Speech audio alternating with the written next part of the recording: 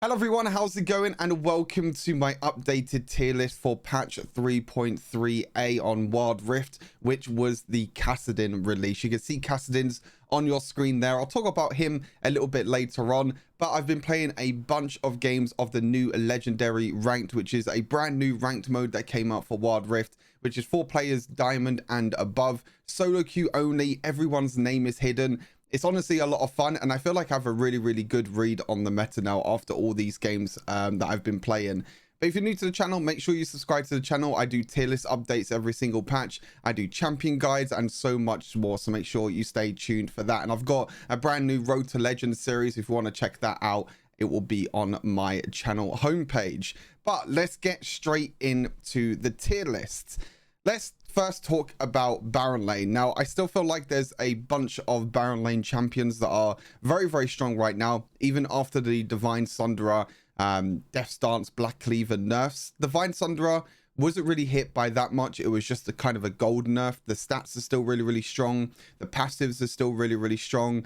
Just a little bit of a delay of when you get Divine Sunderer. But to be honest, sometimes you could still get it before the first dragon, and it's still a very strong first item. They just wanted to delay the gold just so then maybe other items can maybe come back into it. They would talk about Trinity Force. I think what they need to do with Divine Sunderer is make it the same amount of gold as Trinity Force, and then you might see a little bit of flexibility there. But still, Divine Sunderer is cheaper, Divine Sunderer is still stronger, and especially with Grasping Undying as well, it works as a really good item with that.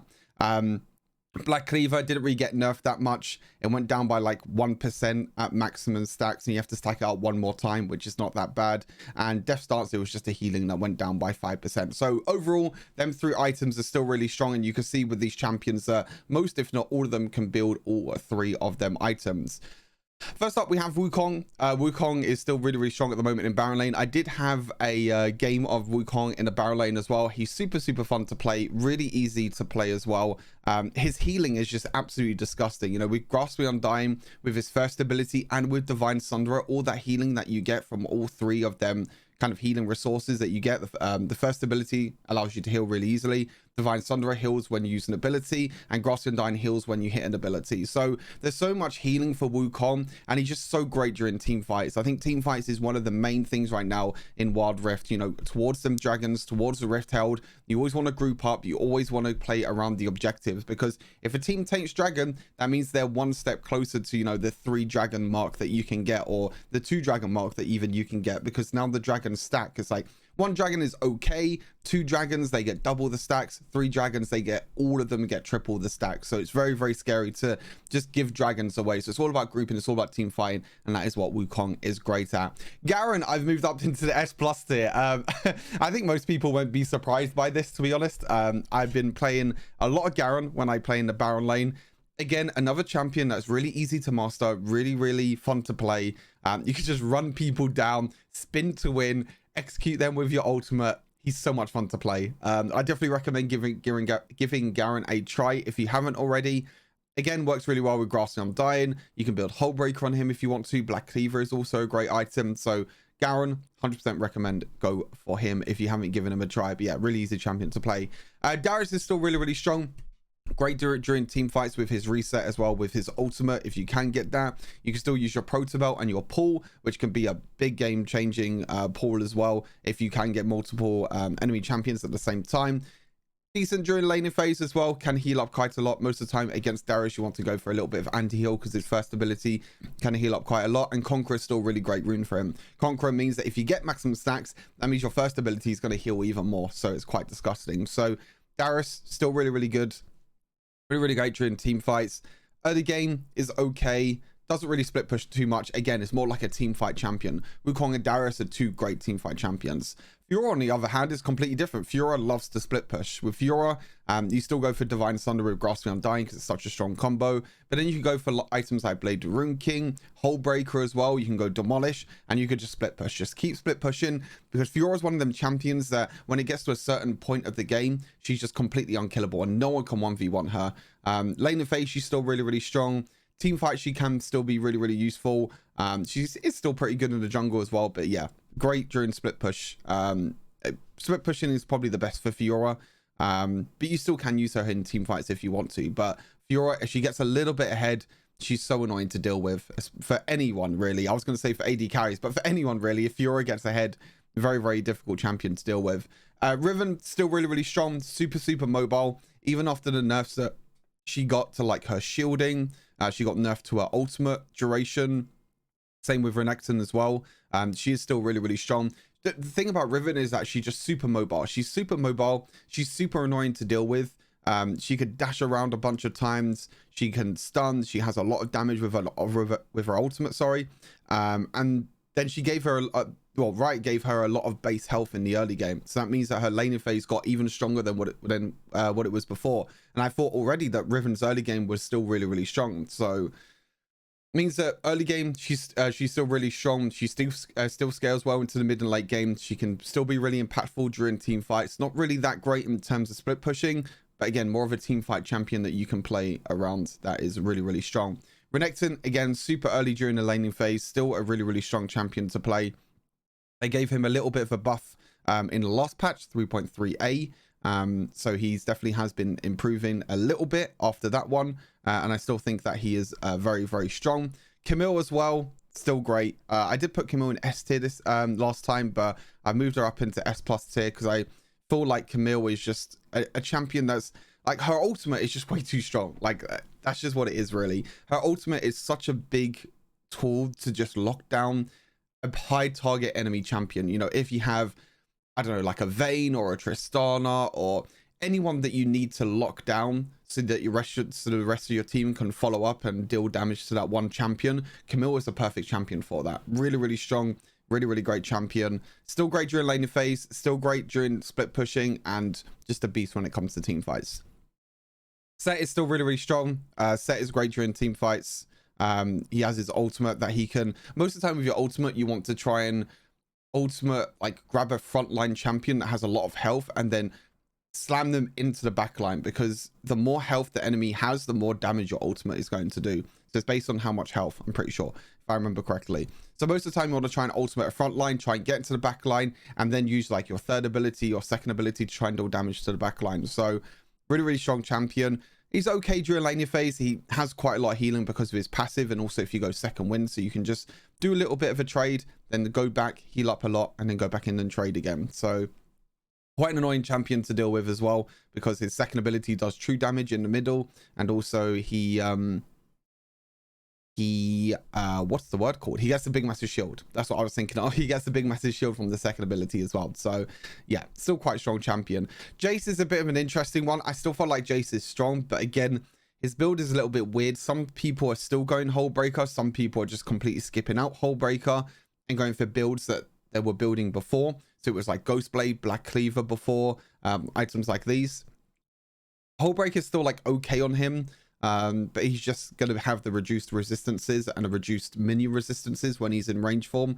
When he's in melee form, he's completely fine. He's still the same Jace. He's still the same strong Jace as what he was before. But most of the time you want to be ranged during laning phase. And most of the time you want to use your range form to try and take towers very, very quickly. Which is why Hullbreaker was so strong on Jace, because you got so many bonus resistances. But yeah, Jace, still really, really good. Still really, really strong. Very, very cool champion to play. Shen, just a split push monster. Great during split pushing. You can just go Hullbreaker, you can go Divine Sunderer, you can just split push, and then you can use your ultimate to get into a team fight straight away. There was a lot of people saying that Shen is like the perfect team fight champion. Yes, he is a very, very good team fight champion, but one thing with Shen is that you need to split push with him. You can't be grouping with Shen. With Shen, if you group, your ultimate basically becomes useless. Yes, you get a shield, but the whole point of Shen is having that point of pressure on the opposite side of the map. Say, for example, Baron is up. If the Baron's up, split push on the other side of the map. You can easily join a team fight with your ultimate. Give your teammate a huge, massive shield. Join the fight with your ultimate. And then you're still going to have minions pushing in that lane, which means that they're going to have to go back. They're going to have to think about it. And the great thing is that if you are that little point of pressure, if the Baron laner comes back, if they don't have TP, just say to your team, okay, we're going to start Baron, Shen's going to ultimate. That means Irelia has to come from the opposite side of the map and run all the way to the Baron. So that's why most of the time you want to play Shen split push. But again, you can group up with him if you want to, but most of the time you want to go split push. You know, really, really good tank. Really, really nice champion to play. Really easy champion to play as well, which is really cool.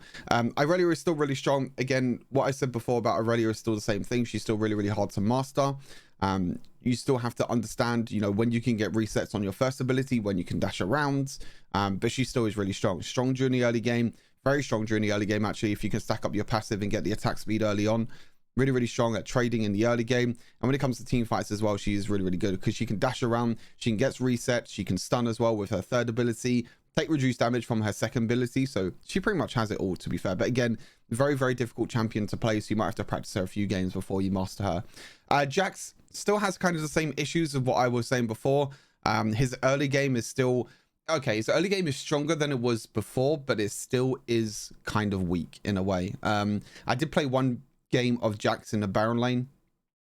I don't know. I feel like he's stronger now in the laning phase, but he still is weak, and most of the time he will still lose trades, which is a little bit of a struggle for him. But Jax, I mean, Jax is Jax.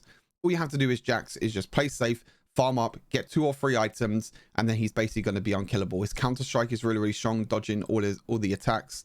You can group up, you can split push, you can do whatever you want with Jax. Once you get 2 or 3 items, you can literally do whatever you want and just become a late game beast. But yeah, you can go for like Trinity Force if you want to, Divine Sunderer, if the enemy team is also going Divine Sunderer. Most of the time that's what you do with Jax.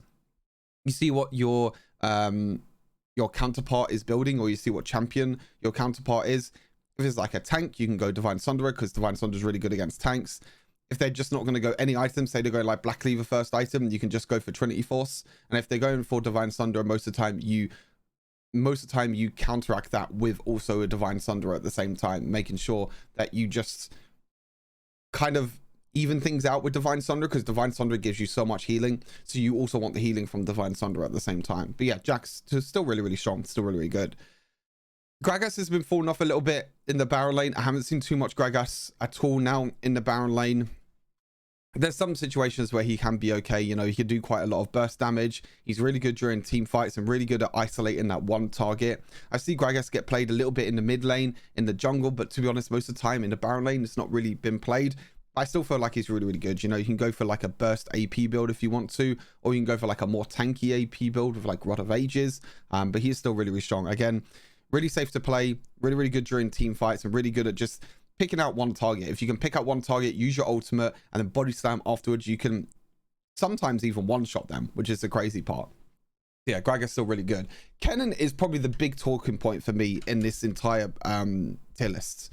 Kennen has been played a lot in Legendary Queue, and by a lot, I mean, I was going to say nearly every single game, but probably like 80%, 70% of the games Kennen has been in, either pick or banned. And it's quite surprising to me. I think the reason why Kennen is being picked so much is, I guess because of the Conqueror nurse. Conqueror takes a lot longer to stack up now. Kennen, obviously, with Electrocute, can trade really, really well during the laning phase. It's really easy to just proc your, you know, second ability, auto attack, first ability. Really, really easy to proc Electrocute if you really want to. So you can get like the little bit of a trade, you can get the Electrocute damage. Obviously, Electrocute just keeps getting buffed and buffed, buffed and buffed and buffed. So it's really, really nice. And one other reason I think why is because of his ultimate. Kennen's ultimate is insanely strong. Can't even remember what the name's called. Slicing Maelstrom. Pretty sure it's called that, unless they changed the name. Maybe that's the old name. I can't remember. But yeah, Kennen's ultimate, insanely strong during team fights. You know, Kennen has been carrying games for me, and also has been carrying games for the enemy team as well every single time Kennen is played. Yeah, Kennen barrel lane, Kennen mid lane has been played quite a lot. It is quite strong at the moment. Definitely give him a try if you want to be a huge during team fights. Main thing with Kennen is you just want to group. You want to group. You want to like flash over the wall, use your ultimate. It's insane how much damage Kennen can do, and I think that Kennen is definitely a rising champion that is getting quite a lot of popularity. So maybe you'll see a lot more Kennen in your games very, very soon. Olaf's still really, really strong. Stronger in my opinion in the jungle than the Baron lane. It still works really well in the Baron lane. Trades really well against pretty much any other bruiser because of his true damage on his third ability, and then he's able to heal up quite a lot with his second ability as well. Conqueror he can stack really easily.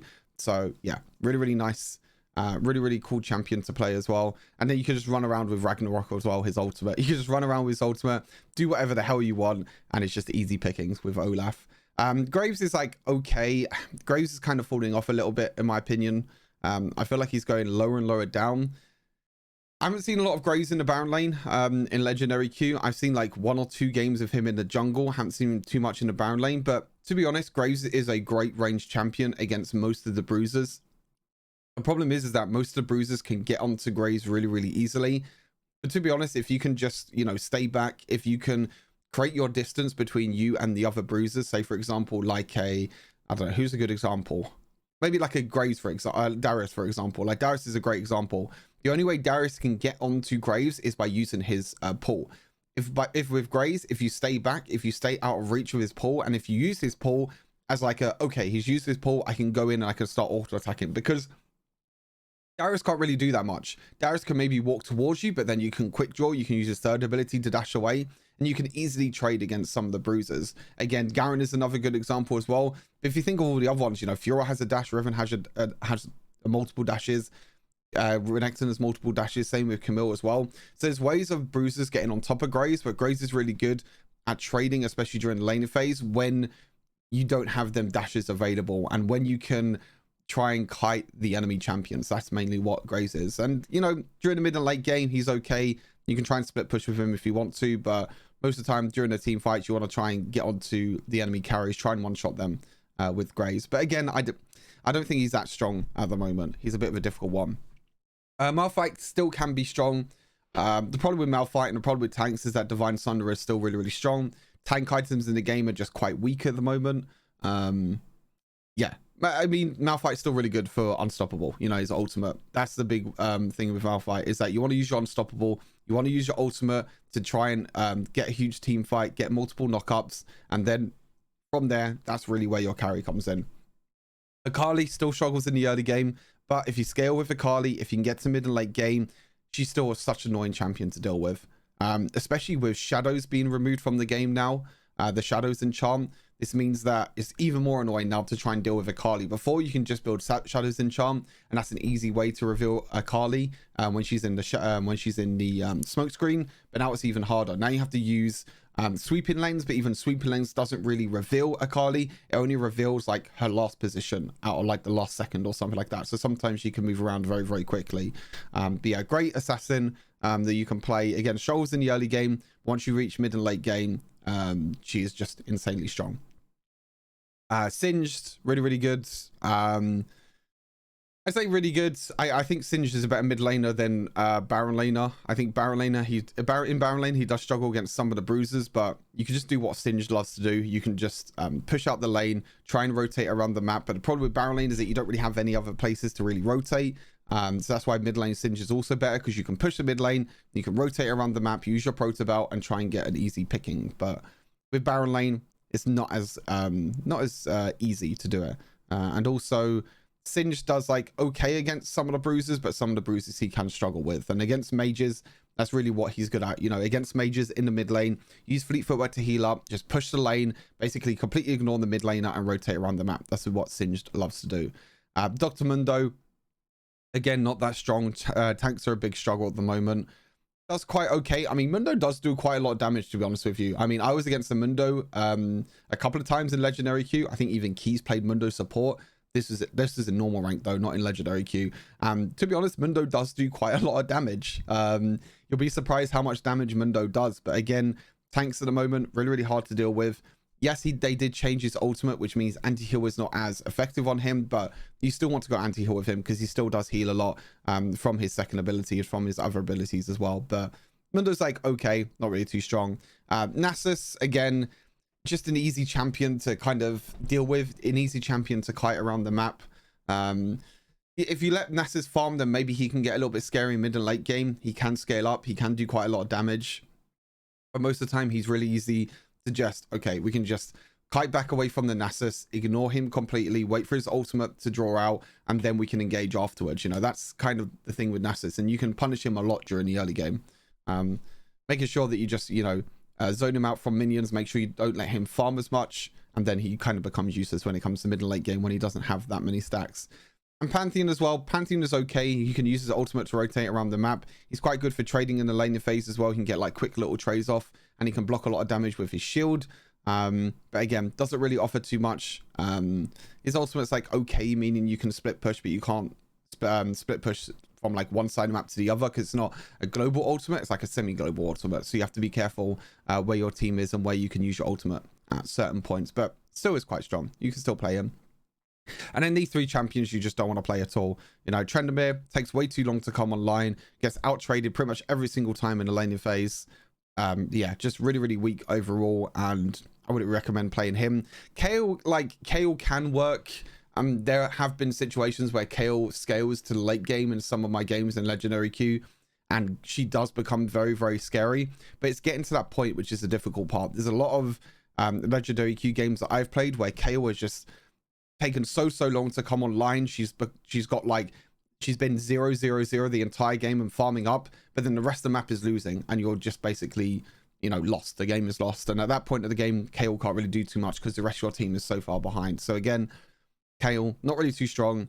If you're playing like the long game, and if your team allows you to play long game and farm up, then happy days. And if you're in an even state, then you're really, really strong. But it's just getting to that point which is really hard. And Teemo's still Teemo. Teemo's still incredibly bad. That's all I've really got to say for Teemo. There's not really anything else. All right, on to the jungle. All right, not really much has changed through the jungle. I've changed a few champions here and there in the jungle. Trying to look at what I actually changed now. I'm trying to think what I actually changed. Oh yeah, I think I changed a few, but to be honest, I think most of the champions are still exactly the same in jungle. Shyvana's still really good. Most of the time with Shyvana in the early game, you want to try and get 1 kill, 1 assist in the early game, so try and gank at least once before the first dragon. But most of the time what you want to do is farm up your jungle, get as many stacks as possible, take the scuttle crabs, and get stacking on your passive. Most of the time you can get your first upgrade on your first ability before the first dragon spawns. If you can, then you're at a really, really strong point. And if you can get 24s before the first dragon as well, you're at an insanely strong point. And honestly, all Shyvana needs is like 2 or 3 kills, and then she just becomes unkillable. She does so much damage, she heals up so much. Yeah, her upgrades are really easy to get. Well, not easy to get, but they're more secured now with the upgrades, because you're not solely focused on dragon. You're now focused on just AFK farming, trying to get a few kills and assists here and there. But once you get up to 400 stacks, once you get a few items, she becomes unkillable. She's completely disgusting. Wukong is still really good in the jungle as well. Again, kind of the same reasons what I said in Baron lane. Really good during team fights. Junglers love the team fight. He still clears the jungle very, very well. The great thing about Wukong is he stays very healthy in the jungle because of his clone. His clone takes a lot of damage, which means you can heal up. You can also heal up a little bit from, you know, I think the, you know, Divine Sunderer can help you heal up. The first ability I don't think works on monsters anymore. I don't even think Divine Sunderer works on monsters. So I mean, you can get a little bit of healing anyway. I mean, you get healing from like Smite, and again, you just stay really, really healthy because of your clone. You got attack speed from your third ability, which allows you to clear jungle quicker. He's not as strong at clearing the jungle as he was before, but most of the time Wukong, it's all about the team fight. It's all about getting team fights, using your Cyclone, healing up a lot with Divine Sunderer with your first ability, and that's really where Wukong can come online. Lee Sin's still insanely strong. Really strong during the early game, can still impact fights during late game. He clears the jungle very, very quickly, super mobile. Lee Sin has it all. You know, if you get into a Legendary Queue game, and if you find a high elo player, and if they play Lee Sin, you can tell the difference. You know, if you get like Andre, Vex, trying to think of other junglers, like any of the like the pro junglers, when you see them play Lee Sin, you can see how strong Lee Sin can be. And I think that's a great way to learn how to play Lee Sin, is trying to make an impact on the map in the early game, trying to get as much gold into your pocket as possible in the early game, and then use that gold to scale well into the mid and late game and try and impact the fights. But that's the main thing. Lee Sin is all about the early game, all about being super mobile and trying to make ganks and make plays during the early game. Kha'Zix is like my go-to ban right now. Every single game, I just ban Kha'Zix. I've had enough of this bug. This bug is so frustrating. Some people go Electrocute, some people also go Conqueror. There are like 2 runes that you can go with Kha'Zix. But yeah, the bug is super frustrating to play against. Sorry. Goes invisible, isolates targets, does a bunch of damage, can clean up fights really easily. Just, yeah, get out of my game. I've squashed the bug now. Every single game, I'm banning Kha'Zix. That's a certainty. Unless someone else bans Kha'Zix, then I ban like Yuumi or Kassadin instead. And then Olaf is just Olaf, still completely fine in the jungle. Runs around with Ragnarok, kind of what I said in the Baron lane at the same time. Runs around with Ragnarok, does clear the jungle really well, heals up from the jungle really well so he can stay really healthy, does AoE damage with his third ability and auto attacks, which allows him to clear jungle quite quickly. And then you can get a few items and just run around the map and just be an Olaf. So yeah, still pretty good. Irelia as well in the jungle, still pretty good. Again, very difficult to play. So definitely be wary of that when you play Irelia in the jungle. Definitely one of them champions that you need to master first before you give a try in the jungle in like ranked, for example. Because, you know, you need to land skill shots to get your resets on your first ability. And if you don't get a reset on your first ability, and if you dash in and you go a little bit too far and you don't have your reset to like dash back out or flash back out, you don't have flash or anything, then you're pretty much dead. So be aware of that. Vi, really easy champion to play, still does a lot of damage, has the insane lockdown as well with her ultimate. Cracker Slayer is great on her to just deal a bunch of burst damage in 3 attacks. You can use your third ability as well, kind of like an auto attack reset. So still really, really good. Ultimate is still really great. Everything's really good with Vi. So definitely, she's one of like the easy beginner champions that I would say to definitely give a try. Xin Zhao as well. Again, quite an easy champion to play. Surprisingly does a lot of damage, to be fair. I'm actually quite surprised how much damage Xin Zhao can do in the early game. He still goes for like Divine Sundra, Black Cleaver. Conqueror is still really good on him as well. Great at disengaging. I think that's the main thing with Xin Zhao, is really good at disengaging.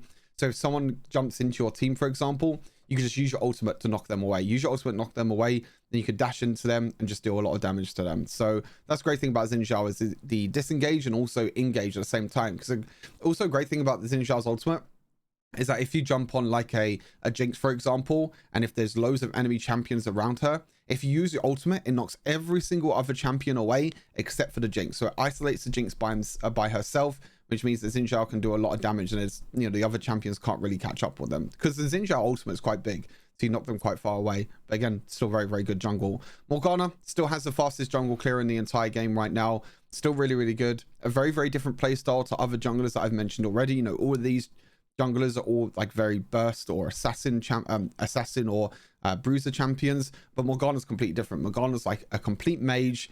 All you want to do with Morgana is just farm through the jungle. You can clear through your whole jungle pretty much and get level 5 before any other jungler in the game. And that's really where she comes online. You just clear through the jungle very, very quickly. You get level 5. And once you get level 5, you can use level 5 to pretty much go to any lane and try and get an easy gank and try and get an easy kill. So that's what you do with Morgana. But again, very, very different playstyle to other junglers. Riven's still really good. Super mobile around the map. Super easy to clear around the jungle. Yeah, I already mentioned her a little bit in the in Baron lane, but even after the nerfs to Riven, she is still insanely strong. I think the main thing is because she's super mobile. She can dash around so much. She can do a lot of damage. Yeah, just really annoying to deal with. Camille as well, same thing. Even after the nerfs to like fleet footwork, Camille was still really strong. I think I put Camille in A+ tier before, but I think I moved her up into S tier now. I could be wrong. Maybe that was Baron lane, but Camille still really, really good in the jungle. Fleet footwork still works really well on her in the jungle. You don't heal up as much, but it still helps you out quite a lot when keeping healthy in the jungle. But again, lockdown with her ultimate is really impactful. Her third ability to be super mobile is really good. You got her passive shield, which can help you out a lot. True damage with her first ability. Second abilities for slows and healings. She just has it all, really. She just has it all. Graves, as I mentioned, I've seen him a little bit in the jungle. He can struggle a little bit during the jungle, you know, especially against these other bruisers. Again, with Graves, it's all about trying to kite around because he is a ranged champion, but it's so hard to kite around some of these champions. Like Siobhan has her ultimate, Lee Sin has so many dashes, Kha'Zix has a dash, Olaf could just run on top of you with Ragnarok and there's nothing you can really do. Wukong has a dash, Irelia has a dash, Vi has a dash, Xin Zhao has a dash. You know, there's just so many different ways to get onto Graves that he kind of finds it hard at times, but he is still really, really strong. He still does do a lot of damage, a lot of burst damage. He can still farm through the jungle very, very easily, and he's still really strong. So I still think Graves is very good. Echo, still really good in the jungle as well. Still really good in mid lane. Very, very fun champion to play. I've been playing a lot of Echo jungle at the moment. Echo is actually on my next list for the A to Z guide, so I've been playing him quite a lot. So make sure you keep your eyes peeled for that one, because that one will hopefully be releasing soon. But yeah, Echo's more to do with like farming in the early game. You want to farm in the early game, you want to wait until you get a few items, and that's really where you come online. Once you get 3 items with Echo, once you get Rod of Ages, Death Cap, and Lich Bane, them 3 items, then you become unkillable. you become this super mobile, super hard to deal with assassin that has an ultimate that can go back in time, heal him up so much. And that's always what you got to keep your eye out on when playing against Echo, is his shadow. Because sometimes his shadow, he can go back into fights. He can do a lot of burst damage and go back into fights if he wants to. So yeah, keep your eyes peeled for that one, because it is it's very scary to deal with, and he can do a lot of burst damage. Evelyn is still really good because of her invisibility. Evelyn is one of the best junglers to play in legendary queue, especially at the start as well. I've seen a bunch of Evelyn spams at the start of legendary queue, because the thing is that most people don't understand how to play around Evelyn. Evelyn has invisibility. You need to buy plenty of pink wards against Evelyn, or control wards, whatever you want to call them. I call them pink wards because it's from PC League. But yeah, control wards. You need to buy plenty of control wards. You need to make sure that you use the control wards wisely to play around Evelyn and her invisibility. Or if not, if you don't buy any pink wards, then Evelyn can just rotate around the map really easily. She can just walk around the map, do whatever she wants, gank whatever lane she wants, and get a few kills. Once she gets a few kills, that's it. The game's done, because she just does a bunch of burst damage. Not as useful in high elo, but in low elos, very, very strong. Fiora as well, still clears the jungle very, very well. Does trade really well. You can split push with Fiora if you want to in the jungle. Yeah, again, very, very strong champion to play in the jungle. Moving on to A+, Rengar is like okay. Rengar's again a little bit of a difficult one. I feel like he can one-shot with you can one-shot with Rengar and still do really well with Rengar, but at the same time he is still quite difficult. Just because like his jungle clear is not that fast. You can I mean, I don't know. It's a difficult one to kind of predict Rengar at the moment. I haven't seen much Rengar. I've seen like a few games of Rengar, but not really too much. And they've done like okay. But because stasis you can still buy is just like a huge counter to Rengar. If he jumps onto you, you just use stasis and then that's it. Or you can still flash away from Rengar if you time it really perfectly. And yeah, most teams group together now, and that's the thing with Rengar. You need to try and find someone isolated. But the problem is that so many teams are grouping against each other, grouping up at the moment, especially around objectives. So that's really where Rengar kind of falls behind. Pantheon, same thing, still clear, same thing as Baron Lane, still clears the jungle pretty well. Still kind of impactful during team fights. Can use his ultimate to get into the jungle pit, dragon pit, or baron pit if you really want to. Still really good at rotating around the map. Does have the stun as well on his second ability, the shield as well to block a bunch of damage. He's like okay. Gragas again, same thing as what I said with Baron Lane. Can do a lot of burst damage. You can isolate the champions to try and deal a lot of burst damage on one champion, which if you can catch up the AD carry with your ultimate, happy days. You body slam afterwards, you use your first ability, boom, the champion's dead. So yeah, he still clears the jungle very well. He still does a lot of damage, actually. I've been one shot by Gragas plenty of times. So yeah, be on the lookout for Gragas. Gragas is fairly strong. Nunu's like okay. I didn't know whether to put Nunu in S or A+ tier. I think he's like okay. Sorry, excuse me. I think Nunu's like okay, but the problem with Nunu is that you don't really feel like you can carry with Nunu. That's the problem that I feel like with Nunu at the moment. You don't really feel like you can carry with him. Yes, he's a very good tank. Yes, he's very good at zoning enemy champions away, especially with your ultimate, which allows the rest of your team to walk up and do a lot of damage. But I think that's the main thing with Nunu. I think Nunu, you have to rely on your team way too much. He is a good tank. He does do a little bit of damage. But again, I don't have that carry feel when I think of Nunu. When I think of Nunu, I think of okay, you know, team fights. I think of a team that's very coordinated, well coordinated around Nunu, using his ultimate to walk up and to do a lot of damage. But the problem is sometimes with Nunu, you just use your ultimate, but the rest of your team doesn't really follow up. So it's a little bit difficult. So yeah, he's still good though. He still can be played very well. Still really good during the early game with his early ganks, with his snowball. So you can still make him work. Jarvan, really good during the early game. His flag and drag combo is really good for trying to catch people off guard in the early game. So definitely give it a try if you want the early game impact. His ultimate's okay, but there's so many dashes in the game right now that it's really easy to just jump away from Jarvan's ultimate. You have to be very careful when you pick Jarvan. So for example, if you pick Jarvan first pick in the jungle, I'm just going to go Ezreal or Lucian. Like really, really easy. Just easy dash away, blink away. It's quite easy to do that. Jax, I kind of underrated him a little bit. I put him A. I think he's like A+ at the moment.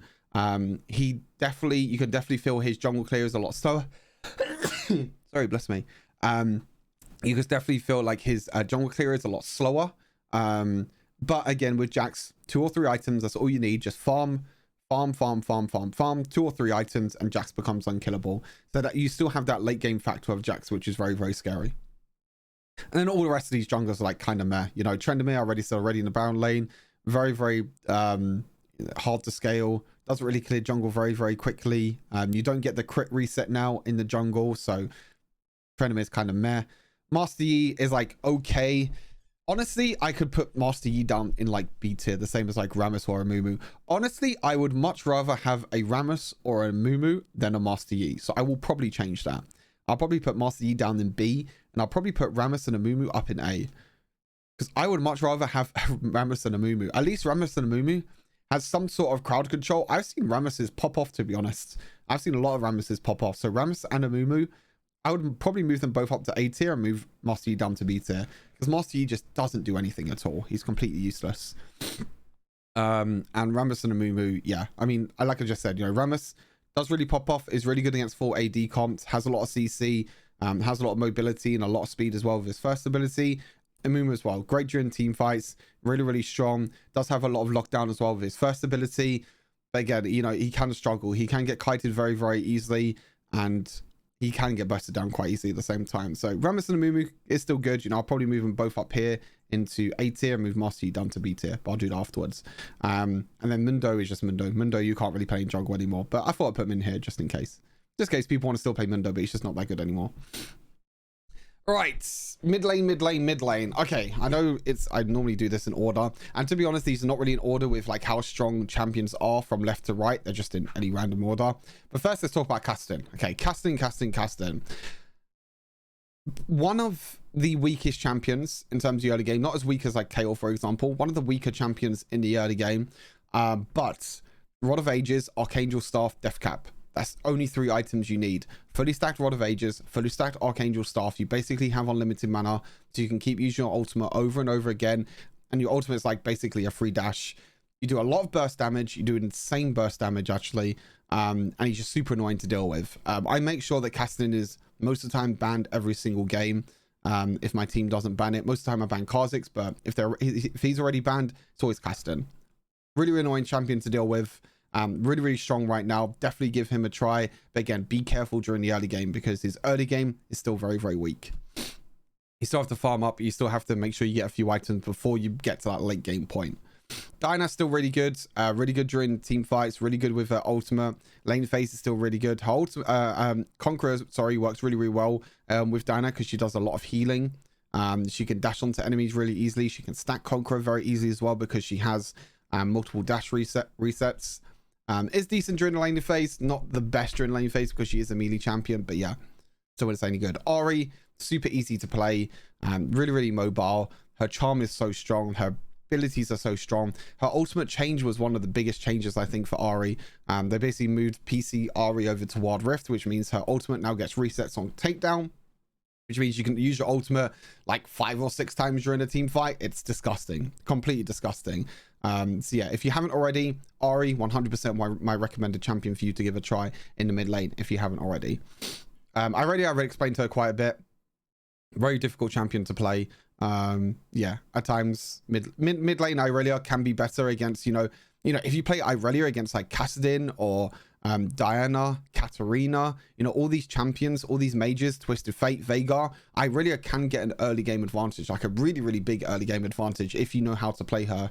You can just get resets on your first ability, you can land your third ability, stack up your attack speed, jump onto the mages, and then you have to burn flash every single time because Irelia does do a lot of damage. So be on the lookout for that. But again, very difficult champion to play. Katarina I was close to putting S+. I was very, very close. But Katarina, I still feel like you need to be careful when you pick Katarina because Katarina doesn't work into every single comp. If you see that the enemy team has a lot of crowd control, say for example like a Braum, Alistar, Galio, trying to think of other champions off the top of my head. Morgana doesn't work. Twisted Fate, you know, all these champions, even Orianna, for example, because of her shockwave. You know, there are so many ways of Katarina's ultimate being cancelled that you need to be careful. Even Kassadin as well. Kassadin can just use his silence, and then Katarina's ultimate just becomes completely cancelled. So you have to be careful. But Katarina is still insanely strong. She's a really, really strong champion to play. Into the right team comps, you could do so much damage, and you are very, very scary. If Katarina can get a few kills in the early game, you can just dash around, use all your abilities, use your ultimate, and she does a shit ton of damage. I tell you that. She does a lot of damage. But again, just be very, very careful when picking Katarina into heavy crowd control comps. Karma's still really good as well. Has decent wave clear during the mid lane. Really good shielding. Really good team fight as well. I think that's the main thing with Karma, is that her team fights are really strong. She can shield multiple allies. She can root multiple enemies. Her ultimate covers such a big area that you can use it to kind of make or break a team fight. Then you got your first ability for really good wave clear. Also really good poke. So overall, Karma, still a really, really strong champion. Zeds and Assassins in general are definitely seeing a lot more play right now, because Stasis did get that nerf. I think Stasis getting nerfed and it costing like 1,000 gold now. There is not a lot of players, or not a lot of champions that can really rush Stasis anymore. You know, 800 gold was like an okay number, but 1,000 gold, most of the time you want to complete an item. You know, 1,000 gold, an extra 100 gold means you can get Last Whisper. 1,000 gold, you know, could get you Executioner's Calling. An extra 1,000 gold could be the upgrade to the BF sword. You'd much rather get these upgrades for these items than Stasis, and delaying Stasis on your build means that champions like Zed, like Fizz as well, become even stronger, because that was the one counter to these sort of assassins with Stasis. Zed ultimates, you just use Stasis, he basically becomes useless. Fizz use ultimate, you use Stasis, basically becomes useless. But now that they're not, well, Stasis is still in the game and it's still getting built quite a lot, but now that it's being delayed, it means that Zed and Fizz can make these early game plays with their ultimate and be really, really strong. So yeah, Zed still really good, super mobile, great single target damage, still really good. Ziggs in the mid lane is still really good as well. Still does probably most damage in the entire game right now. Really good at poking, really good at sitting back, throwing out his abilities, his bombs, doing a lot of damage. Still really, really good champion to play. Not as strong as maybe what he was before, but he's still really good. Again, you can sit back, just throw your abilities, and then just watch the world burn, as they say. Watch the enemies burn. That's exactly what Ziggs does.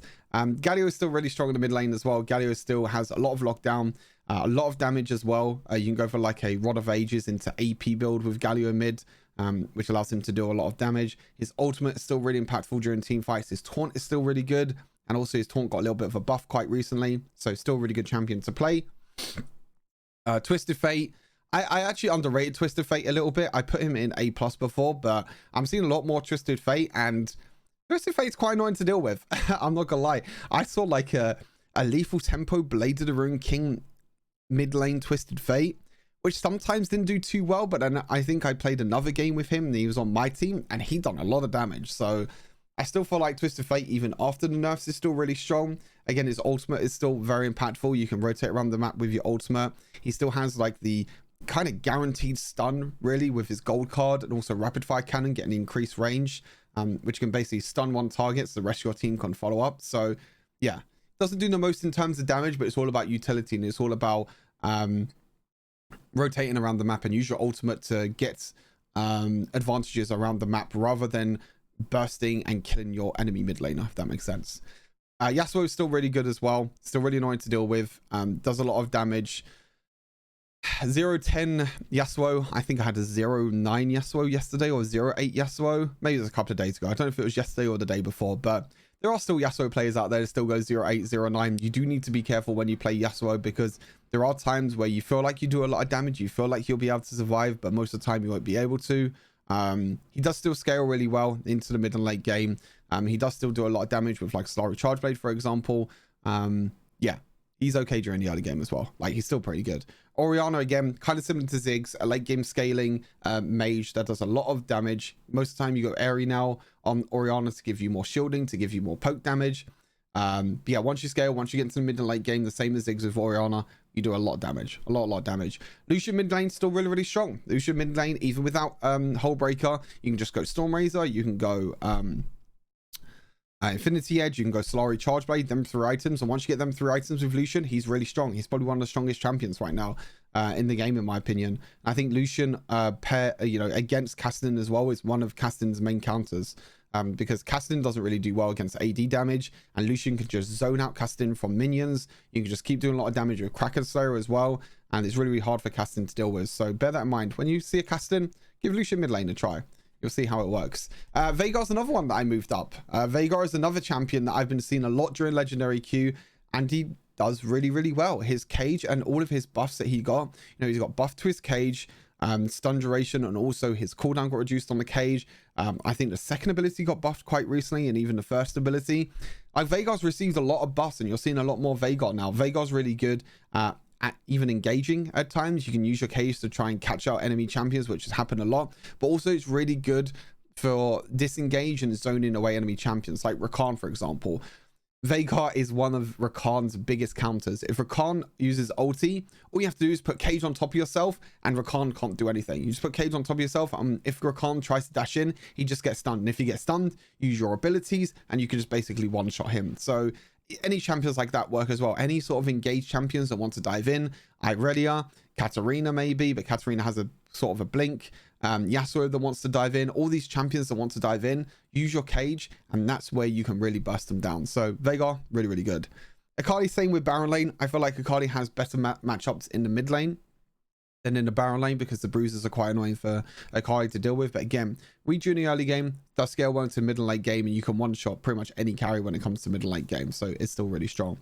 Akshan with Kraken Slayer, he's like okay, he's not bad. I mean, Akshan's passive is still quite annoying to deal with when he can revive everyone. I think Akshan's like okay. He can trade really well during lane phase because he has his passive, which gives him a little bit of a shield, which is quite nice. But other than that, he's like okay. He's not the best, he's not the worst, he's like okay in a way. Same with Jace again, what I said in the Baron lane. Hullbreak's not that good, is like okay with him, but like some people go like Ghostblade Black Cleaver, which still makes him really strong. He still does a lot of damage in range form and also melee form, but he's just not as strong as what he was before with Hullbreaker. Corki's a bit of an interesting one because like Corki with Conqueror doesn't really work too well, but the problem is there's not really any other runes that work well with Corki, and also his package time is really odd now. His package time is super odd. You have to like delay your package by so much, and yeah, it's just not the same as before. Corki before, when you had the old Conqueror, when dragons were spawning at 4 minutes, that was when your package came up. And then once the dragon gets taken down, then your next package that comes up, that's when you can take the package again. But now you have to kind of wait, because it's like 5 minutes for first dragon, then 5 minutes delayed after that. It's a bit tough now with Corki, and I don't feel like he does as much damage as what he did before as well. So yeah, he's like okay, but not the best. Morgana mid lane, I don't think she's as good as what she is in the jungle, but she can still wave clear a mid. She can still do really well. She's more of a passive mage than anything else. Had like a Morgana dragon lane recently, didn't really work too well. Yeah, very passive laning champion. Can use the black shield to her advantage as well, and her ultimate can be quite good, but just doesn't have the same impact, especially because stasis also got nerfed by quite a lot of gold. So you have to spend 1,000 gold for stasis, which is kind of a core item for Morgana. Yeah, makes her quite difficult to play. Fizz, like I said, with assassins, with Zed, Fizz is slowly rising up. You're seeing a lot more Fizz now because stasis is now being delayed a lot more often. So Fizz is like doing okay right now. Not the best, not the worst. Still doing okay. Still a pretty good champion to play. Does a lot of burst damage, does a lot of damage during the laning phase as well. And yeah, it's still really good. You're super mobile with Fizz. You can basically one-shot anyone with your ultimate. You can dodge abilities with your third ability. And then you can just one-shot them with your first ability. Like it's quite disgusting. I think I saw Snitch play Fizz, and it's quite disgusting how much damage you can do. Like I said, in Baron lane, Singe does have a lot better matchups in the mid lane. You can rotate around the map a lot easier in mid lane as well. Buy Pro Spout, rotate around the map, use your Pro Spout to try and make plays. So Singe is still really good. Echo mid lane as well is still insanely good. A lot of wave clear, a lot of burst damage that you can do. You can dash in, use your passive. That's the thing with Echo, is that you can use your first ability, try and land it on an enemy champion, use your dash to proc your passive, and then you can just run away to safety, because your passive gives you so much movement speed that you can dash in, get a quick trade with electrocute, and then run away to safety. That's a great thing with Echo. Same with Kennen as well. A lot of burst damage with electrocute during lane phase. Again, as I mentioned in Baron lane, Kennen's been really strong at the moment during team fights with Slicing Maelstrom, so it's still really strong. I'm moving on to Aurelion Sol's like okay. I don't know. Aurelion Sol's like one of them champions that's so coin flip. I don't know. It's like if you can make a play happen with Aurelion Soldier in the early game with using his third ability and using his first abilities to get like a huge massive stun off and make plays around the map, then yes, it can work, but it's so difficult to make plays with Aurelion Sol. It's so easy to counter Aurelion Sol as well, and especially because bruisers and assassins that like to jump on top of you are so strong right now. It makes it even more difficult for Aurelion Sol, because Aurelion Sol does a lot of damage with his stars, but the problem is his stars are not on top of him. His stars are like kind of quite away from him. So if you have like an Irelia jumping onto you, you have one ultimate that knocks them away, but the problem is Irelia might have another like a passive proc on you or something, or might just be able to dash onto you again. You know, the same with like, I don't know, there's probably other champions I can think of, you know, Yasuo as well. If you dash it onto a minion and then you ultimate him away, he can just easily dash onto another minion and dash onto you again. And when your ultimate is down, you're so weak with Aurelion Sol, because you just struggle so much against bruisers. So yeah, that's my opinion of Aurelion Sol.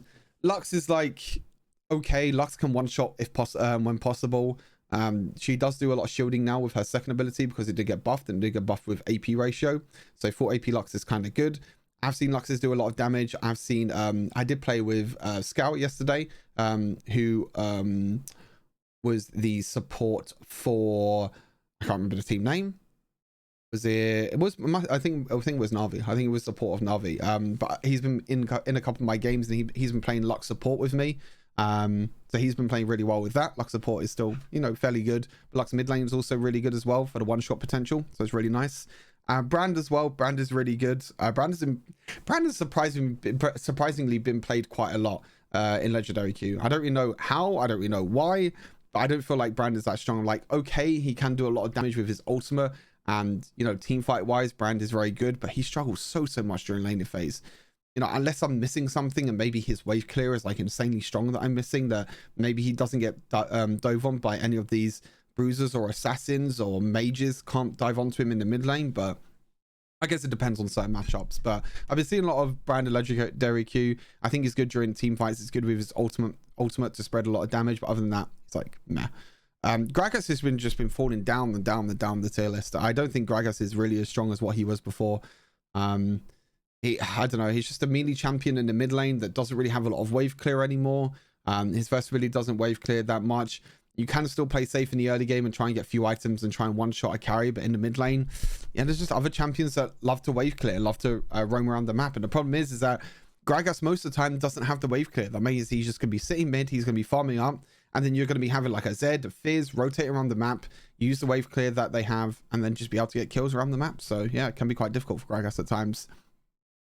Seraphine can still work in the mid lane, but can struggle at the same time. Again, one of them champions that does have a lot of wave clear, but can't really roam around that much. But it's great during team fights. A lot of shielding, a lot of crowd control during team fights. And if you can land that one good ultimate with Seraphine, she can do a lot of damage. You can definitely carry team fights. Same with Annie as well. Annie, again, is a bit of a difficult one. You can one-shot enemy carries with her ultimate. But once you use your ultimate, you don't really have anything afterwards. And if you do get caught out, then she doesn't really have anything to escape. So with Annie, she's all about playing aggressive, trying to catch an enemy off guard and one-shotting them. That's mainly what you want to do. And KO is just KO. KO, again, super weak during the early laning phases. Not really much more that you can do with KO because she is quite weak. But again, if you scale up with KO into mid and late game, you can become quite a beast. Right, on to dual lane. I've changed one thing in the dual lane. Lucian. Oh my god, this champion. What more do I have to say about this champion? Lucian is completely disgusting. Lucian is by far the best ADC at the moment in the current meta. I don't think there's any champion that can really kind of do what Lucian does. Lucian, early game, insanely strong. Kraken Slayer Lucian, insanely strong as well. Most of the time what people do is that at level 2, they walk up, they auto attack once, they use their third ability, boom, double auto attack. And that means you can proc Kraken Slayer. That early game true damage is so much. And the great thing with Lucian now is that you can just go Storm Razor, Infinity Edge, Solari, Charge Blade. You don't even need the Serrader's Grudge that early on anymore, because Solari Charge Blade does do a lot of magic damage. And also it can critically strike, so it can do quite a bit of magic damage. And you could just dash around team fights. You can do so much damage. Your ultimate does a lot of damage. And once you get this Serrader's Grudge, the 4th item, your ultimate just slows. Your ability slow. He has so much mobility, and now Kraken Slayer is stronger during the mid and late game. I don't know. This champion is disgusting. Very, very disgusting champion, and I highly recommend playing Lucian. You do have to be careful though with dashes, because sometimes you can dash a bit too far forward, which I've done a couple of times, and you can get caught out. But yeah, Lucian, Dragon Lane, for me, the strongest champion right now. But to be honest, it's closely followed up by quite a lot of the S-tier champions. Jinx, maybe not as much. I haven't seen that much of Jinx, because Jinx's laning phase is a little bit of a struggle. You can't really do that much for Jinx during laning phase, but once you do scale into mid and late game, she does become one of the most annoying champions to deal with because of how much attack speed she has, because of her traps as well. Her ultimate does a lot of damage, and also her resets. If she can get one reset, and she gets so much attack speed from her passive, from the resets if she gets a takedown, and also lethal tempo, and she's absolutely disgusting to deal with. So yeah, very, very scary. Vayne can struggle a little bit during the lane phase. You know, can most of the time play passive during the lane phase, and once you get to mid and late game, she's super annoying to deal with because she's super mobile with her tumble. She can also turn invisible. She also has a lot of good kiting as well with her third ability, so if someone dashes onto her, she can just use her ultimate, use her tumble to turn invisible if she wants to, or she can use her third ability to knock champions away. So there's plenty of ways for Vayne to become kind of a solo carry really for your team. You have a lot of healing as well with Blade of Ruin King, and also your second ability. You also have true damage with your second ability, and again, if you stack lethal tempo, you can just keep attacking. That's really, really nice. Draven, kind of the complete opposite to Vayne and Jinx. Really strong early game champion, probably one of the strongest early game champions in the game right now because how much damage he does. But you need to get an advantage during laning phase. You need to get a few kills during the laning phase, or with Draven you just become completely useless. If you die once or twice with Draven during the early game, then you're going to lose all your stacks, and then you're just not going to get as much gold as the enemy AD carry. And if you fall behind, or even if you're even against the enemy AD carry, most of the time with Draven, you're just going to struggle. So that's the main thing with Draven. You need to try and get an early game advantage. Ezreal, I've been playing a lot more with Conqueror recently. I think I might change this back to Conqueror because I feel like Conqueror still scales better than Kraken Slayer with Ezreal, because with Ezreal, you can just keep spamming your abilities. You don't really auto-attack as much with Ezreal, so Kraken Slayer is actually pretty hard to proc. I was thinking to myself, I was like, okay, with Ezreal, if you can like auto-Q auto, but then most of the time you don't really use your auto attacks during team fights. Most of the time you just keep spamming your abilities, and when you spam your abilities, Conqueror gets even stronger. And to be honest, the physical vamp actually works pretty well with Ezreal, because most of the time all your abilities are going to be able to heal up as well. Your auto attacks are also going to be able to heal you up if you do get into auto attack range. So that's why I feel like Conqueror is better. But yeah, Ezreal, super safe champion to play, scales insanely well into mid and late game at the moment, and is just really, really strong. So make sure you definitely give Ezreal a try, because he is very, very good right now, and I've been playing a lot of games with Ezreal. Xayah is still really good as well, one of the best front to back team fight champions in the entire game. You can just also attack the front line, keep stacking your feathers, and if champions chase towards you, you can just pull back them feathers, do a bunch of damage, and that's pretty much it. Lane phase, she's like okay, but other than that, it's like meh. It's like okay with Xayah. It's like she's strong, she is very strong, but most of the time teams don't really understand how to play front to back team fights with Xayah. It's all about, you know, either playing aggressive or being super mobile or going forward. Xayah doesn't like to go forward. Xayah doesn't like to be the one playing aggressive. Xayah likes to be the one that allows the enemies to run onto her or to engage onto her. That's the great thing about Xayah, is that her disengage and her feathers are so strong. Kai'Sa does struggle a lot against Lucian. That's why you probably don't see Kai'Sa as much anymore. But with Kai'Sa, you can still go for the exact same build, get your first ability and your third ability upgrade, and Kai'Sa is still insanely strong. She still also does a lot of damage. Her passive is still really good, and also with lethal tempo, she is still really, really strong. Caitlyn, I don't know about Caitlyn. I put Caitlyn S+ tier, but to be honest, I don't really feel the damage with Caitlyn. I'm not really too sure what it is. There's just something missing with Caitlyn, but I can't really snap at really what's missing with Caitlyn. I don't really know what it is. You know, she's okay during laning phase, you know. I don't know what it is with Caitlyn. Maybe it's just her damage numbers in general, but I just don't feel the damage with Caitlyn at all. You know, I'd much rather have like a Vayne hyper carry, or a Jinx, or even a Lucian. I'd much rather have these other hyper carries than Caitlyn. Like, yes, Caitlyn has the range. I don't know. There's something missing with Caitlyn. I think it's just her damage numbers, but she's still a really good champion to play. You know, still really easy to learn. Has the longest range out of any other AD carry in the game, and still really, really good. Varus as well is still insanely strong. One of the best teamfight ultimates in the game. Has a lot of poke with his first ability. Has a lot of damage. His laning phase is super safe, super easy to play. Stack up man immune, get into team fights, use your ultimate to zone enemy champions. Use the chain of corruptions to spread to multiple enemy champions as well, and then use your first ability to get the resets to be able to spam your first ability as much as possible and deal a lot of damage. Tristana, again, same as what I said before. I think she's S, but again, she's very, very difficult to play. I did play a lot of Tristana games, and to be honest, Tristana does do a lot of damage. She struggles a lot during the early game. Once she gets level 5, once she reaches her ultimate, she can do a lot of burst damage. She can jump onto enemy champions. But the problem is sometimes I jump forward with my second ability. I try and use my third ability, but it goes on a minion instead of the champion. I don't know. The targeting is really weird for Tristana. I don't really know what I feel about Tristana right now. I feel like if you just auto attack, she's not that strong. You need to use your third ability, get the resets with her second ability, and jump around and use your jump to your advantage. But the problem is that sometimes your third ability goes on different champions. It's really odd. So yeah, she's still good though. I still won quite a lot of games with her. Corki, same as what I said with mid lane. Package time is really weird at the moment. Lane phase is kind of meh. Build is still kind of the same. You know, you can go like Stormrazor, i.e. Solari into Essence Reaver, or go Essence Reaver first item if you really want to. But yeah, Corki, kind of meh. Not the best, not the worst. You can still carry with Corki, but again, package time is really odd, and that's kind of what Corki was really, really strong at. Ashe with lethal tempo is still really good. Not really a carry champion, more of a utility champion. It has a lot of slows, it has a lot of stuns, and everything else. So with Ashe, your main goal is to use your slows and use your stuns to allow the rest of your team to carry for you. That's the main thing with Ashe. So bear that in mind. But yeah, Ashe, she's still okay though. She's still not too bad. Jhin, just, I don't know, Jhin is a bit of a weird one now because fleet footwork's been nerfed so many times. I've seen people run electrocute with Jhin now, which is something they do on PC League, I'm pretty sure. But the problem is we don't have collector, or we don't have I can't remember what the other item is. There's one other item that's really, really strong on Jhin in PC League that I can't remember the name off the top of my head, which we don't have on Wild Rifts. And most of the time you're playing like crit Jhin with fleet footwork. Obviously fleet footwork got nerfed, but I don't really feel the impact of Jhin. I think Jin's pretty weak at the moment.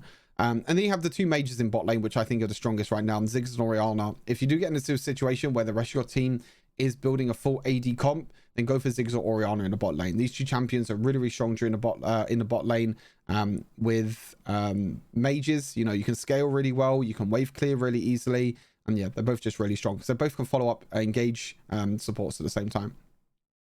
They have like the same effect, but both really, really good. And then under that in A, you kind of have, in my opinion, the weaker mages in the bot lane, but they can still work. Karma specifically can still really work really well in the bot lane with all the shields and heals that she has. If you have like a double enchanter bot lane, you know, you can go for like, I don't know, Karma Seraphine, for example, might be kind of fun to play. Double heals and shield, you can go like Karma Senna, for example, also can be really, really good. Morgana's like kind of mesh. She doesn't really offer too much in the bot lane.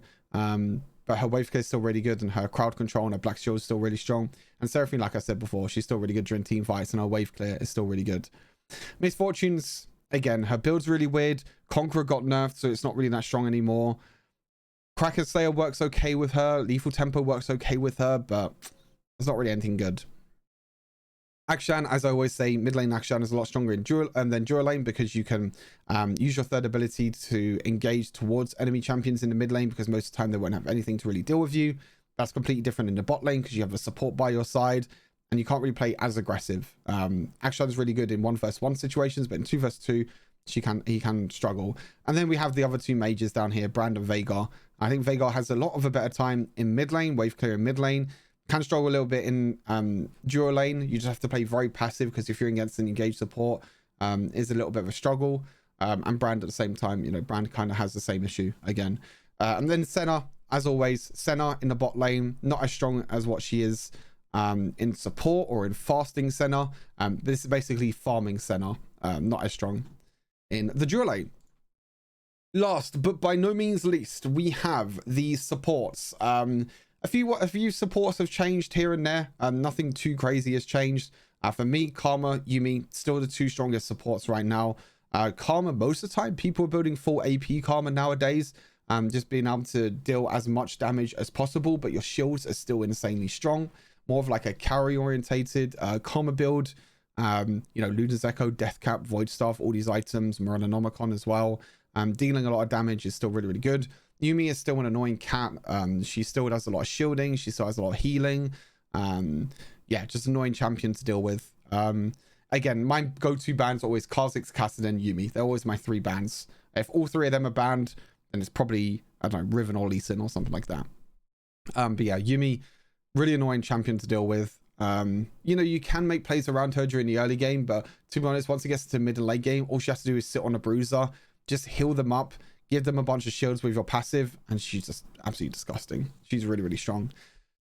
On to S tier. Right, Thresh. I've actually had quite a lot of success with Thresh. Thresh is one of the best engage and disengage supports in the game right now, especially in solo queue, and I feel like he's one of the best solo queue supports as well, because you can use your first ability, you can use your hook to try and catch enemies off guard. You can also do really well during the laner phase. You also trade really well during the laner phase with your flay and also aftershock, but at the same time you still have great disengage. Your ultimate is great for zone control, great for disengage.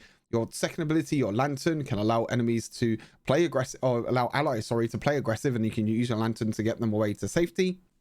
So Thresh, really, really good. I've had a bit of success with him. I think I won 2 games, lost 1 with him.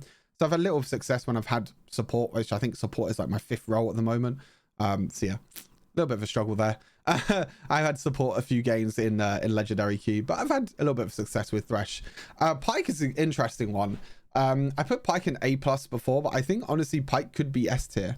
Pyke does a lot of damage. Pyke is very, very scary right now. The thing is with Pyke is the way that I'm looking from a player's perspective of how people are struggling with Pyke is what to do during the mid and late game. During the mid and late game, or even like 5 minutes in the game or something like that, you know, once the first dragon gets taken down, which is not really mid lane, mid game, it's kind of like between early and mid game. They try and rotate around the map, but when they rotate around the map, they just completely run it. Like, that's the thing with Pyke, is that laner phase Pyke is insanely strong. You can deal so much burst damage. You can get so many easy kills during laner phase because his damage numbers are really strong. He can heal up really easy as well with his second ability. And if you have like Pyke Lucian lane, for example, insanely strong. You hook with your Pyke, your dash forward with Lucian. You can use Kraken Slayer to do a lot of damage, and you can easily get kills. But again, you know, you have to use that laning phase and use your advantage. You get into laning phase to rotate around the map and make advantages around the map. That's really where Pyke can struggle, because Pyke is more of a carry support. He's not like a Thresh. He's not like a Karma or a Yuumi, you know, something that can peel for an AD carry. Pyke is the one that needs to go in for kills. You need to make these plays. So that's why Pyke is a little bit more difficult to play than other supports. But he is very, very strong. Very, very insanely strong. Rakan, again, he's still insanely strong. Has insane engage, has insane disengage. Laner phase is still really strong. One of the best supports right now in the game. Lulu, again, I think Lulu is weaker than Yuumi and Karma in terms of enchanter supports. But I still think Lulu is still really, really strong. A lot of shields, a lot of heals, movement speed, ultimate to give your allies health, poke during the laning phase. Lulu has it all, really. Yeah, is a still really annoying champion to deal with, especially when paired with a hyper carry. Alistar, really good engage, really good tankiness with Alistar. You want to just go in with Alistar, play aggressive, be that frontline tank for your team. During the early levels, he does really struggle, especially, well, I guess most of these champions really. Alistar probably has one of the weakest laning phases, especially at level 1 and level 2. Actually, level 2 is like okay, because if someone oversteps, you can headbutt pulverize. But if you don't have an ADC that's on the same page as you that doesn't follow up, then you can take a lot of damage. Because that's the thing with Alistar. When he goes in, he can't jump back out. That's the scary thing with Alistar. When you jump in, you need to make sure you're able to jump back out afterwards. Or you need to make sure you have follow up so that your teammate can help you win the trade against enemy bot laners. But if you go in by yourself, you don't have a way to come back out. So you can take quite a lot of damage. But in team fights, he's insanely strong. And you can get, all it takes is one headbutt pulverize on multiple enemy champions, and that's it. You won a team fight. Nami, kind of same thing. Not as strong as Yuumi and Karma, but has a lot of good trading during laning phase. Has a lot of healing. Nami Lucian is one of the strongest duo lanes at the moment in the game. Her team fight potential with her Nami wave is really good. You can catch out enemies with Nami bubble. There's a lot of playmaking potential with Nami, which I think is one of the main reasons why she is still really, really strong. Really, really cool champion to play. Definitely would recommend giving her a try, because she has that enchanter sort of feel to her, but then she also has the playmaking feel to her as well. So she's kind of like the best of both worlds, really. Nautilus, frontline tank, a lot of engage, a lot of single target crowd control. If you can catch enemies off guard with all your single target damage, single target crowd control, sorry, with Nautilus, then it is really, really strong. I just don't think Nautilus is as tanky as what he can be. I think Nautilus needs a little bit more tank stats. I think that's why we're not seeing them as much. Like PC, Nautilus is insanely strong because of all of his single target crowd control. Wild Rift, he still has the same single target crowd control, but he just doesn't feel as tanky as other, other champions at the moment. I'd much rather have like a tanky Thresh or an Alistar or someone like that instead. So a little bit of interesting one with Nautilus, but I still feel like he's S tier. I still feel like he's really strong because of all his crowd control. Janna as well, the disengage with Janna, the tornadoes with Janna, really, really good. The shielding with Janna as well. Janna's really good against a lot of champions in the current meta that like to dive onto your carries. You can just use your ultimate, use your shields, play super passive, and you can just do a lot of damage, which is really, really nice. Onto A+ tier, we kind of have two more tanks that are like okay. Leona, again, a lot of single target damage. Again, a champion that when you engage, you don't really have a lot of ways. Sorry. Oh. Again, a champion that if you engage, you don't really have a lot of ways to get back out afterwards. Very, very difficult at times. But again, I still feel like Leona is still really strong at engaging, playing really aggressive, and kind of singling out an enemy champion. Because if you can use your Zenith Blade, use your third ability, use your first ability, and then use your ultimate afterwards, then that means you can just chain CC an enemy for such a long time that allows the rest of your team to follow up. Again, you have to rely on your rest of your team to follow up. So that kind of can be a little bit of a struggle. Galio is like, okay, I don't really see him too much in support anymore. He's like, okay, not too bad, kind of meh. He still has his taunt, which is really strong. He still has a lot of poke with his first ability. And also his dash and his ultimate is really good for peeling and for disengage. So yeah, it's quite good. Brom is pretty weak during the laning phase. But with Brom, if you're good at hitting your first ability and if you have Lucian on your team, then you could do a lot. If you know how to play Brom and if you can play Brom well, then during the laning phase, he's really, really strong. But he does struggle a lot against most of the enchanters during the laning phase, which is kind of where Brom struggles. Is that because Brom is a melee champion, his only real way or range form of dealing damage is his first ability. And if he misses his first ability, then he's kind of useless. He doesn't really have anything else to go with him. So yeah, a little bit of a struggle. Center support is okay even after the nerfs. I think center support is still completely fine. You still go for the same sort of build, Black Cleaver, Divine Sunderer. Yeah, center still really, really strong. Does a lot of healing. Her laning phase is still really strong as well. Obviously the late game got a bit more of a hit than the early game, so laning phase center still does a lot of poke damage. You still get stacking on your passive as much as possible, and when you get to late game point anyway, most of the time you get like 2 items during the late game with fasting center or support center, so your items will be able to counteract kind of the nerf that she got to the late game. But Senna still insanely strong. Sona you need to play passive during the early game quite a lot. I had a Sona on my team who was Emerald 1 in Legendary Queue. Don't ask how. It was kind of an unfortunate game. But what the Sona was doing, the Sona was walking up and trying to poke a lot with her first ability. But the problem was we was against the Thresh.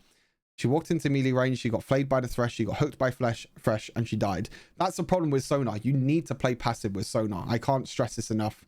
You are so weak during the early laning phase. Yes, you can use your first ability to poke a little bit, but don't walk too far forward, because if you walk too far forward, if you're against like a Pike, a Rakan, an Alistar, a Thresh, you can just get poked down you can get engaged on so easily, and you just don't have that much health. With Sona, you need to wait. You need to wait until mid and late game, stack up your tier, get a few items, and that's when you're really strong. That's when you can start spamming your abilities, walking up, and healing and shielding a lot. But yeah, still kind of meh. Especially after nerfs as well. She got obviously a nerf with her shields. Soraka also received another nerf. Again, I think Soraka's kind of the same as Sona way. I think Soraka has a lot more lane pressure than Sona. But again, Sona just gets countered by one item, which is Executioner's Calling or Oblivion Orb. So she just doesn't become as strong. But to be fair, like, her second ability is on such a low cooldown when it gets into the mid and late game that she can just keep spamming her heal over and over again. And to be honest, Executioner's Calling and Oblivion Orb doesn't really do that much to her. There's been Sorakas in my games that still healed quite a lot, even when I've had Executioner's Calling. So yeah, you just have to sit back, use your abilities, use your ultimate to keep your allies alive, and just heal up as much as possible. Seraphine is like okay in the support role. She does do a lot of burst damage. She's more of like a carry support in the enchanter role, kind of same with Lux in a way. Like Lux, actually Lux, Morgana, and Lux, Morgana, and Lux, Seraphine, Morgana, or Lux, sorry, all kind of like carry support enchanters. They like to build a lot more damage. They like to go for more carry orientated builds, so you're more focused on yourself than actually buffing your AD carry. So if you want to give some enchanters a try, maybe you don't really have a lot of trust in your AD carry, and then you can go for like one of these three supports. B tier, we just have some of the unique champions like Shen and Set. Both can work. Both are pretty good. Set especially can work very, very well. But both are very unique. Both need to play aggressive during laning phase and get an early advantage. Both of them can be very, very tanky. Both have really good disengage, but most of the time you don't really want to play them. And then Blitzcrank is like Blitzcrank. You know, if you can't land a hook with Blitzcrank, you're useless. If you can land a hook with Blitzcrank, maybe you can get something going, but yeah, Blitzcrank is just Blitzcrank. And that's pretty much everything for the tier list for patch 3.3a. Hopefully you enjoyed this long rundown of pretty much every single champion. You can see them all here. Again, not a lot of DC and B tier champions. You see there's a lot of S plus tier, there's a lot of S tier champions. I feel like the meta at the moment is in a pretty decent spot. I feel like there's not really much bad about the meta at the moment. I think there are still a few champions that are very strong, but the thing is that there's not enough bans in the game, I think, to how many strong champions there are. So it's kind of a good thing. It's like you feel like you're going to get strong champions and enemy teams are going to get strong champions. So you just have to rely on that in a way. But yeah, that's everything for the tier list. If you don't know already, Wild Rift Fire is a website that I work on. I do the tier list on this website. I do all the champion builds. That's where kind of my A to Z guide comes in as well, as I'm adding the videos to all the champions as well when I get through to all of them. So if you want to check out the website, again, as I mentioned, you know, if you want to check out champion builds, anything like that, you can see everything here. If I go like Kassadin, for example, you can see his build and everything. You got a video down there from me. I'm going to be doing his full rundown very, very soon. But yeah, that's pretty much everything. Thank you all for tuning into the video. I appreciate it. Make sure you stay subscribed for more Wild Rift content. I'll see you all in the next Wild Rift video. Peace.